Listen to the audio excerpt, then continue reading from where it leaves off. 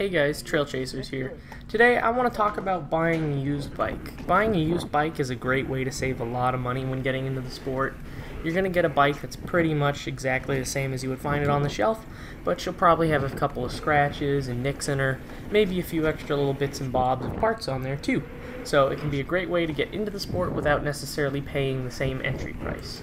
Now, a lot of people do buy used, but there's a lot of pitfalls that you need to look out for when buying used, and these are personal things that I've learned over time after using the buy and sell market on Pinkbike for quite a while. So the first thing I would recommend you do is head over to the Pinkbike page, click on their little buy sell tab, and scroll down and read over the buy and sell safety tips. If you don't want to take your time to do that, it's a pretty long article, but I do highly recommend reading it. I would say only accept PayPal. Do not do any other methods of transfer of money because you can definitely lose your money that way. If you're buying and you cannot meet, always have your items tracked. Always leave a description in the PayPal of the item that you're buying so you can dispute it if you never receive your item. The other thing to watch for is to keep your communication private in Pinkbike messaging. If you don't necessarily want to do that, do not give them your home phone. Do not give away your email. What you should do is use your cell phone. You do not want spam messages coming into your home phone. That's a big pain in the butt. I only give away my phone number once I've messaged the person on Pinkbike for a while and I know they're not just a scammer or a spammer. So that's the only scenario in which I'll give away my phone number. Now, if it's too good to be true, it's probably a scam, which is definitely true. Screenshot the ad and pictures. That's actually a really good one that I don't usually do that I probably should. You should always ask questions, just tons of them, whatever you got on your mind about the bike before you meet up with the guy. It says to always pay with PayPal goods. Like I said, you should never do wire transfers, EMT, because people know how to scam you on that and you're going to lose your money. So that's never fun. Now, one thing that it doesn't touch on as much is meeting in person. I personally only like to meet in person. I don't usually ship out parts to people that I sell on Pinkbike. I'm much more comfortable with meeting a person in person and selling it to them because then you can make sure they're not going to rip you off.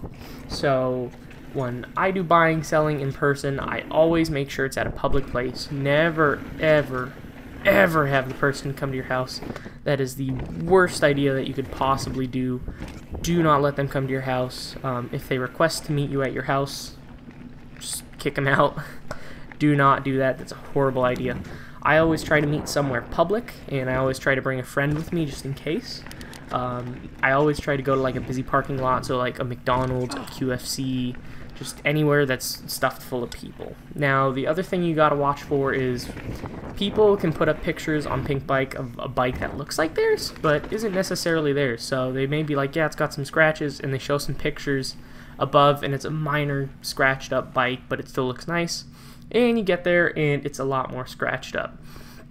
So you really gotta kind of watch over the pictures, know what you're getting into, know what the bike's supposed to look like, and if you do get there, point out any differences to him, and if you do that, they'll probably drop the price for you. The other thing that I wanted to go over is people will drop their prices on these bikes. While most of the people say firm or they're willing to negotiate, they're usually fairly willing to negotiate, especially if the ad's been on there for a while. I find if a bike's been sitting up there for a while, they're usually much more willing to be moved around on their price. It's a lot easier to get them to come down or to be a bit more reasonable and throw something else in there for you. So, for instance, my friend's Airborne Toxin, the pictures didn't look exactly like the bike that he wanted, so they went there. It was supposed to be $900. The guy had it for a while and immediately dropped down to $600. And his father was able to negotiate it down to $300, so he picked up that bike for $300, which is crazy. The other thing you should always do is check the serial numbers on the bike. If you look down on the bottom bracket and the serial numbers are scratched out, don't buy the bike. That's stolen. It's stolen property. You should report that to the local authorities. Check check the serial numbers. There's sites, I don't remember what they are. If I can find them, I will put them in this video and in the description below to check if the serial number on a bike is still good or if it is stolen. So that's a good way to check to see if the bike that you're buying is a good bike that is clean and happy or stolen. You should never buy a stolen bike because he's getting your money and you're just going to get your bike taken away, and that's no fun. Now, the last thing I would say is know how to check over a bike when you meet in person to buy or sell. There's a lot of times where you'll meet up with somebody and the bike looks okay, but maybe the headset bearings are gone out or the bottom bracket bearings. So just know how to inspect a bike when you are buying used.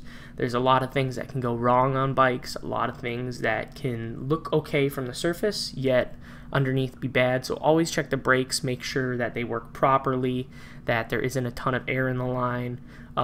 You can jiggle the crankset back and forth. There shouldn't be any play in it. Check the same with the pivot bearings. Drop the bike from probably a foot just to make sure there's no weird rattling sounds or nothing's moving around. Check the hub bearings, make sure everything's rolling smooth. It's a good thing to do, and it'll save you a lot of headaches in the future if you check over everything to make sure that the bike is in good working order like it's supposed to be as stated in the ad.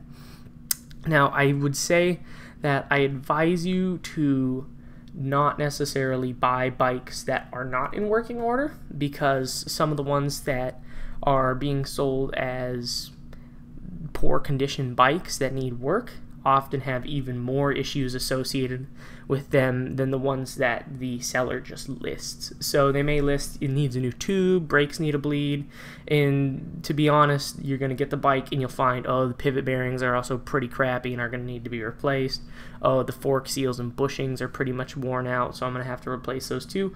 And the bills can start to stack up pretty quickly. So I would say if you are buying a used bike, try to find one that's in better condition, that's within your price range. I would personally rather buy an older bike in better condition than a newer bike that's in worse condition, because I know that if I buy the better bike that's in good condition, I'm not going to have to immediately take it to a shop and dish out more cash to get it fixed up. Now, that's not to say you can't buy the bikes that are in worse condition and fix them up. If you would like to do that, that's actually a pretty good option. I've done that before for a few bikes that I've purchased, and it's worked out pretty well, especially if you do the maintenance yourself, because you can save a lot of money that way. Anyways, this is a video kind of going over the basics on buying and selling bikes on Pinkbike or parts, possible pitfalls to watch over, and just general tips and tricks to buying used. So this has been Trail Chasers. If you guys could please leave a like on the video and subscribe. It helps me get motivation to make more videos for you guys that watch my videos. Anyways, this has been Trail Chasers. I'll catch you guys out on the trails. Bye-bye.